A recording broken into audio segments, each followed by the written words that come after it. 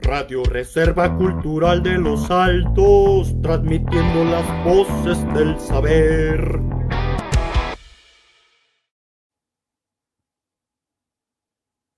Muy buenas tardes tengan todos ustedes. Yo soy Germán Bermúdez Arámbula y una vez más nos encontramos aquí en la Reserva Cultural de los Altos. El día de hoy estamos aquí para tratar el tema del turismo cultural.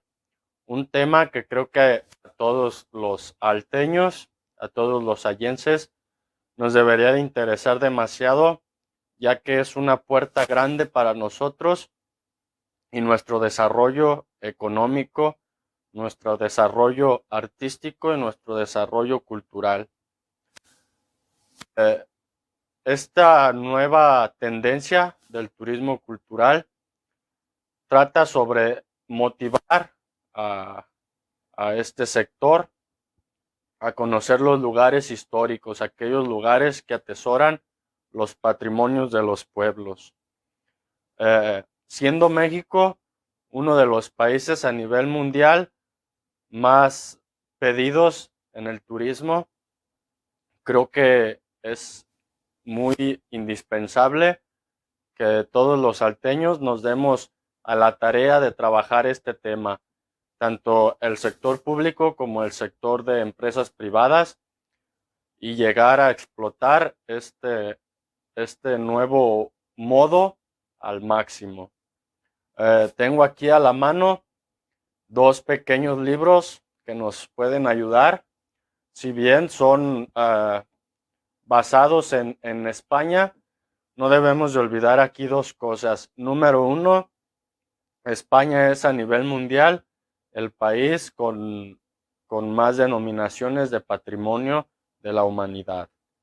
Y número dos, bueno, la diferencia entre España y México no es mucha, como bien sabemos, pues los mexicanos somos una especie de hijos de los españoles, de la cultura que llamamos la cultura occidental, la cultura católica, que gracias a los españoles pues nos fue heredada y ahora la tenemos para nosotros también. Es por eso que creo que con facilidad, con plenitud, podemos trabajar en base a los modelos españoles. Eso sin contar, claro, que es el mismo lenguaje y por lo tanto digo yo que las estrategias pueden funcionar perfectamente en nuestro territorio. Entonces, dice el primero, turismo cultural, de la autoría de Juan Ignacio Pulido Fernández, Manuel de la Calle Vaquero y María Velasco González. Dice, el turismo cultural ha adquirido un significativo protagonismo en los mercados durante las últimas décadas.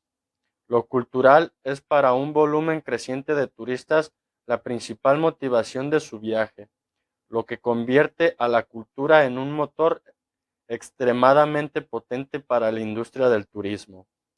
Esta obra, escrita por un grupo de profesores universitarios con una amplia experiencia académica y de planificación y gestión en el ámbito del turismo, especialmente en lo relativo al turismo cultural, es un manual avanzado, tanto para académicos y estudiantes universitarios como para profesionales de los sectores del turismo y la cultura que quieran profundizar en el concepto, significado y operatividad del turismo cultural. Luego, el siguiente libro, titulado Turismo cultural en las ciudades patrimonio de la humanidad, de Juan Antonio Mondéjar Jiménez y de Miguel Ángel Gómez Borja. Este libro nos dice lo siguiente.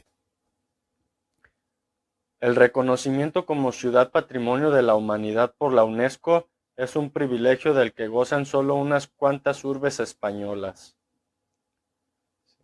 Este reconocimiento internacional supone un honor y al mismo tiempo una distinción que ha posicionado a estos destinos turísticos en lugares de primer orden a todos los niveles.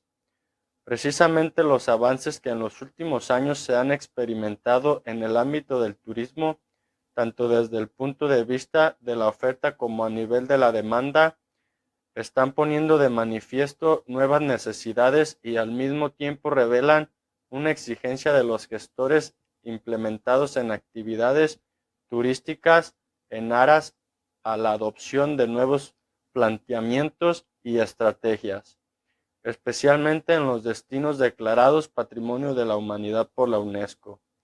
Dentro de este planteamiento, el importante desarrollo experimentado en los últimos años por el denominado turismo cultural constituye un fenómeno de especial interés y una magnífica oportunidad de desarrollo, singularmente para aquellos territorios y ciudades con unos recursos patrimoniales y culturales tradicionalmente poco explotados como posibles recursos turísticos. Por ello, este libro representa un marco de reflexión a partir del cual poder extraer las estrategias de actuación y herramientas de gestión que permitan tanto a instituciones públicas como a empresas aprovechar al máximo las posibilidades que ofrece a este ámbito turístico.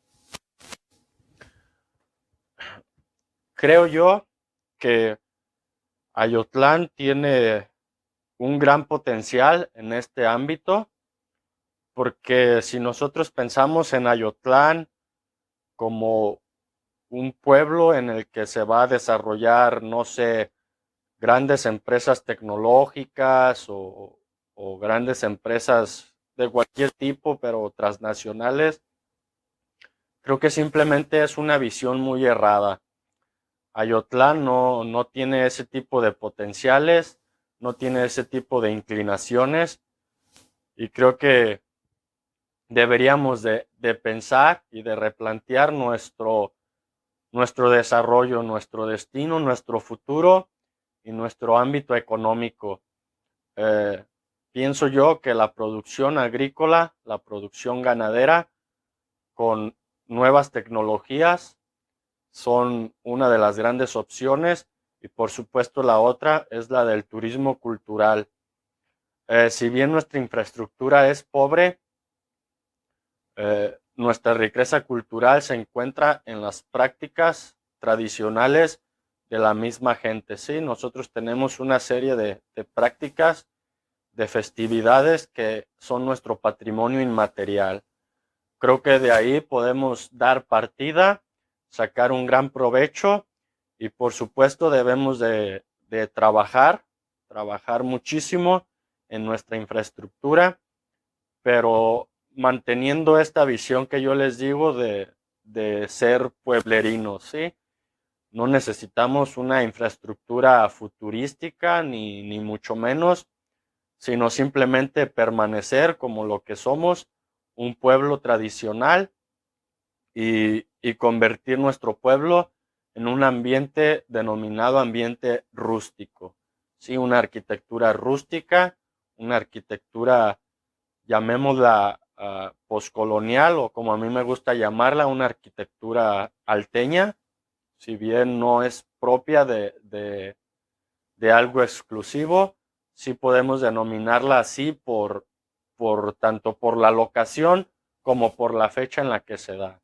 Entonces digo yo, debemos de promover eh, este tipo de infraestructura y al mismo tiempo hacer crecer nuestra gama, ¿sí? de desarrollo económico. En este caso, yo creo muy certero a esta visión del turismo cultural y que si en Ayotlán trabajamos para esto, podemos lograr grandes cosas. Yo siempre he visualizado en Ayotlán una, una gran biblioteca, así como fue en aquellos tiempos la famosa biblioteca de Alejandría. Pienso yo que Ayotlán tiene ese tipo de potenciales en donde podemos atraer a estas personas, a estos extranjeros, por el simple hecho de nosotros hacer de nuestro pueblo una base de tesoros culturales, una base de conocimientos, de saberes, en donde las personas de otras regiones del mundo sean motivadas a ir hacia nosotros, ¿sí? Esa debe de ser. debemos de sobrepasar lo que es la temporalidad, eso de movernos en la corriente de la moda. No es algo que me guste, y no solo que no me guste, en realidad va más allá de mi gusto, es algo que no es bueno, no es propio, no es provechoso, ya que la moda, como bien sabemos, pasa. Creo que Ayotlán se debe de concentrar en formar una cultura trascendente, una cultura que sobrepase el tiempo. Así, cuando pasen 50 años, 100 años, 200 años, 500 años, las personas igual de otras regiones del mundo se sigan viendo en esa necesidad de tener que acudir a nuestras tierras para adquirir un conocimiento o que ellos no tienen, o que simplemente quieren reforzar o quieren vivir y convivir entre nosotros los ayenses y en general con los salteños, ¿sí? Yo siempre hablo de Ayotlán porque pues bueno, de ahí vengo. Pero no hay diferencia entre hablar de Ayotlán, hablar de Atotonilco, hablar de Arandas, hablar de Tepatitlán, hablar de Lagos de Moreno, en fin, cualquier otro pueblo de nuestra región. Creo que tiene este inmenso potencial y, bueno, desafortunadamente nuestras autoridades locales, las autoridades municipales, pues como siempre, sin visión de nada, ellos solo están pensando en cosas estúpidas, pero nos tienen separados de igual manera que hemos sido separados pues todos los países iberoamericanos, ¿sí? Pues uno considera que México es una nación, que Guatemala es otra nación, que Puerto Rico es otra nación, que Argentina es otra nación, cuando en realidad somos lo mismo. Entonces, aquí en los Altos de Jalisco pasa exactamente igual. Uno poco a poco se va distanciando y uno dice, es que yo soy de Ayotlán y otros son de Atotonilco y otros son de Degollado. Pues déjenme decirles que pues están mal, ¿sí? Lo único que nos separa son unos pequeños cerros que por ahí tienen apenas unos cientos de metros de altura, y eso es lo que nos separa. Así es que somos, como decimos, somos la misma manada, y creo que todos juntos deberíamos de trabajar en este sector tan importante que es el sector turístico. Así es que, como siempre, yo los invito a que nos sigan aquí en la Reserva Cultural de Los Altos, donde pretendemos pues darle tratamiento a los temas más importantes, más relevantes, tanto para nosotros como personas, así como para la comunidad entera, sí, el desarrollo de nuestros pueblos en general. Radio Reserva Cultural de Los Altos, transmitiendo las voces del saber. Buenas tardes, tengan todos ustedes. Yo soy Germán Bermúdez Arámbula y nos encontramos transmitiendo desde la Reserva Cultural de Los Altos. El día de hoy vamos a analizar un tanto el libro del autor coreano Byung-Chul Han titulado Psicopolítica. Vamos a acudir al tema dictadura de la transparencia. Dice, una conformidad total es una consecuencia adicional del dispositivo de la transparencia. Reprimir las desviaciones es constitutivo de la economía de la transparencia. La red y las comunicaciones totales tienen ya como tales un efecto allanador.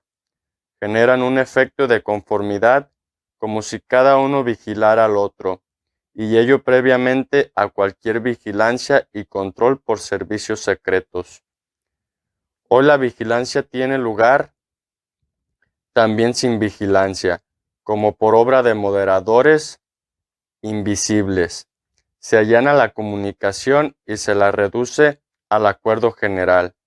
Esta vigilancia primaria intrínseca es mucho más problemática que la secundaria a cargo de servicios secretos. El neoliberalismo convierte al ciudadano en consumidor. La libertad del ciudadano cede ante la pasividad del consumidor. El votante, en cuanto consumidor, no tiene un interés real por la política, por la configuración activa de la comunidad. No está dispuesto ni capacitado para la acción política común. Solo reacciona de forma pasiva a la política, refunfuñando y quejándose, igual que el consumidor ante las mercancías y los servicios que le desagradan. Los políticos y los partidos también siguen esta lógica del consumo. Tienen que proveer. De este modo, se degradan a proveedores que han de satisfacer a los votantes en cuanto consumidores o clientes. La transparencia que hoy se exige de los políticos es todo menos una reivindicación política. Dice, no se exige transparencia frente a los procesos políticos de decisión por los que no se interesa ningún consumidor. El imperativo de la transparencia sirve sobre todo para desnudar a los políticos, para desenmascararlos, para convertirlos en objeto de escándalo. La reivindicación de la transparencia presupone la posición de un espectador que se escandaliza. No es la reivindicación de un ciudadano con iniciativa, sino la de un espectador pasivo.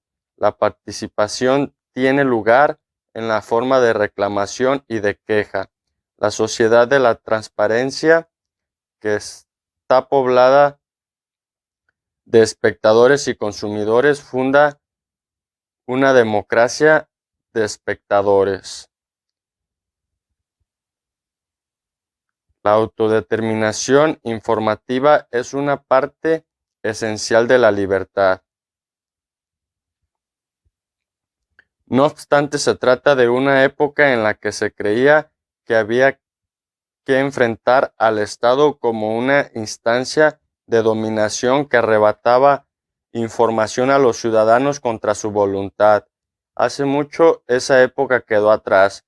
Hoy nos ponemos al desnudo sin ningún tipo de coacción ni de prescripción. Subimos a la red todo tipo de datos e información sin saber quién, ni qué, ni cuándo, ni en qué lugar se sabe de nosotros.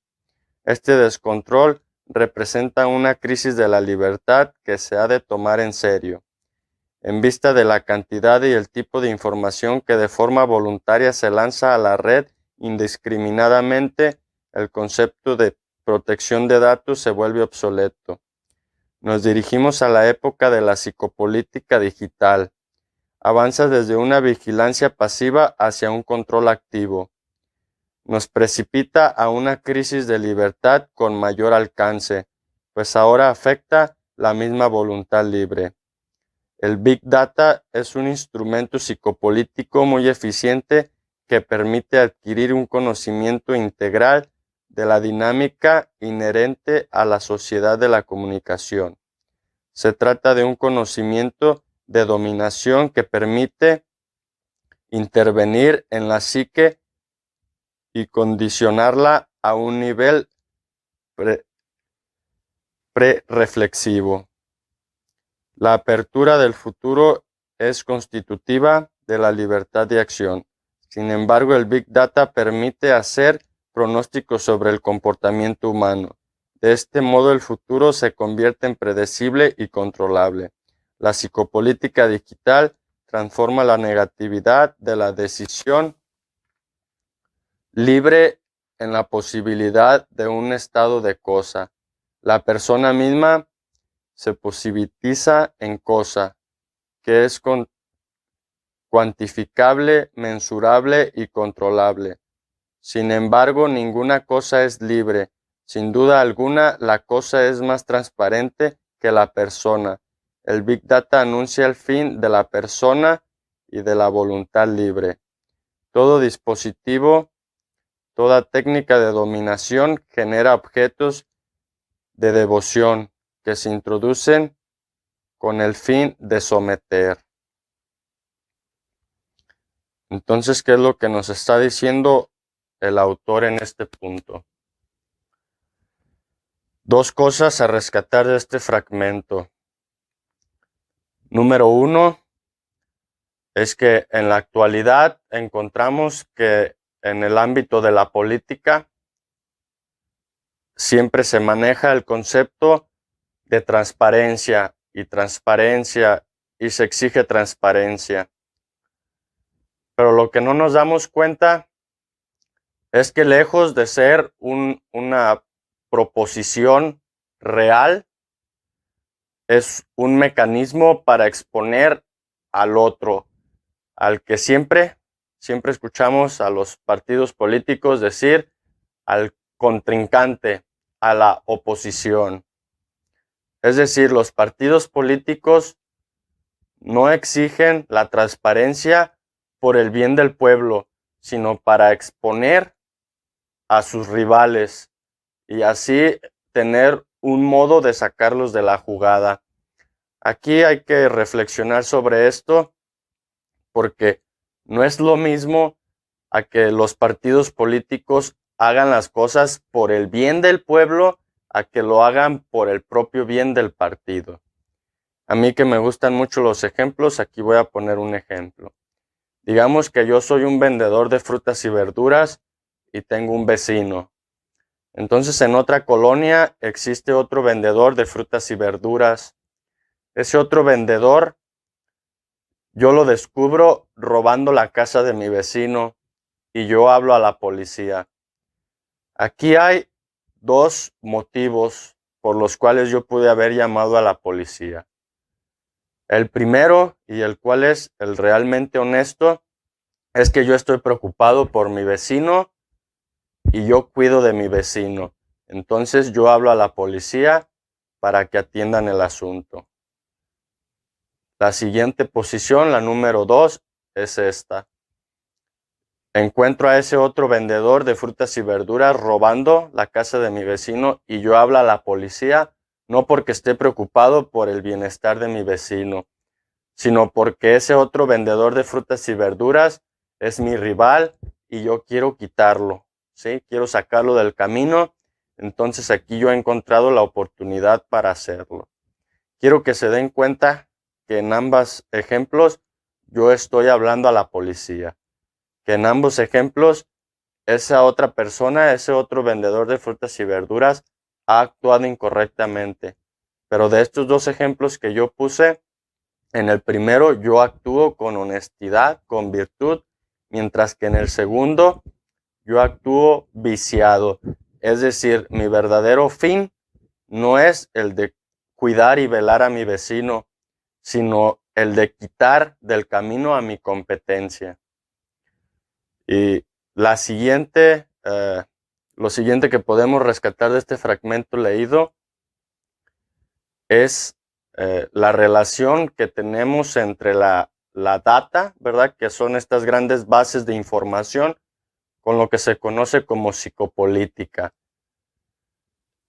Estas grandes datas, muchas veces uno cree que solo reciben, ¿verdad? Que la data va por ahí, que la web va por ahí, estos ojos de la web, el Big Brother, va buscando las tendencias entre la gente. Pero es que no solo busca las tendencias, las impone, ¿sí? Encuentra modos distintos de imponer la tendencia. Y esto está bien visto en las redes sociales. Las redes sociales como Facebook, Instagram, TikTok, Twitter, están llenos de contenidos basura porque precisamente es esta la función del Big Data, es hacer tendencioso algo y lo hacen a propósito. No crean que, o sea, dicen, no, es que eso es lo que vende, es que eso es lo que está. Bueno, pues es que ellos han ido minando, han aventado dardos y, y van acertando. Entonces ellos van creando las tendencias, las crean. No son espontáneas estas tendencias, no son ajenas, ¿sí? Es literalmente, es una tendencia viral. Ellos la introducen como un virus y se reproduce masivamente. Entonces yo invito a la gente a que reflexione sobre estos temas. México, sobre todo, está hundido en este cáncer de los partidos pseudopolíticos.